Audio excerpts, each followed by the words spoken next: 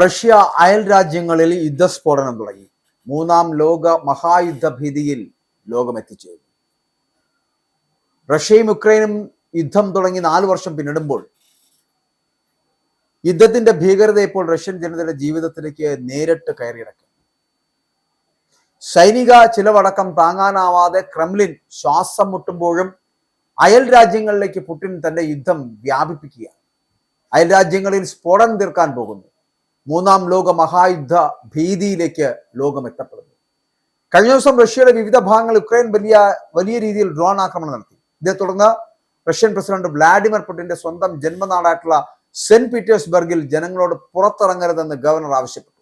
അവിടെ mobile internet സേവനങ്ങൾ അടക്കം തടസ്സപ്പെട്ടു. റഷ്യയുടെ വ്യോമ പ്രതിരോധ സംവിധാനം 376 യുക്രൈൻ ഡ്രോണുകൾ വെടിവെച്ചിട്ടതായാണ് ഔദ്യോഗിക വിവരം. യുദ്ധം തങ്ങളെ ബാധിക്കില്ല എന്ന് കരുതിയിരുന്ന റഷ്യൻ ജനതയ്ക്ക് ഈ തുടർച്ചയായിട്ടുള്ള ആക്രമണങ്ങൾ വലിയൊരു തിരിച്ചടിയായി മാറിയിരിക്കുകയാണ്. പുടിന്റെ നേതൃത്വത്തിൽ സെന്റ് പീറ്റേഴ്സ്ബർഗിൽ വലിയൊരു സാമ്പത്തിക സമ്മേളനം നടക്കുന്നതിന് തൊട്ടു മുമ്പാണ് ഈ ആക്രമണങ്ങൾ ഉണ്ടായത്. നഗരത്തിലെ പ്രധാന ഇന്ധന സംഭരണശാലയ്ക്ക് തീപിടിക്കുകയും റഷ്യൻ നാവികസേനയുടെ വലിയൊരു കപ്പൽ തകരുകയും ചെയ്തു. സമ്മേളനത്തിൽ പങ്കെടുക്കുവാൻ ലോകമെമ്പാടുമുള്ള പ്രതിനിധികൾ എത്തിയ സമയത്ത് നഗരത്തിന് മുകളിൽ കറുത്ത പുക പടർന്നു പിടിച്ച് അത് പുടിന് വലിയ നാണക്കേടുണ്ടാക്കി.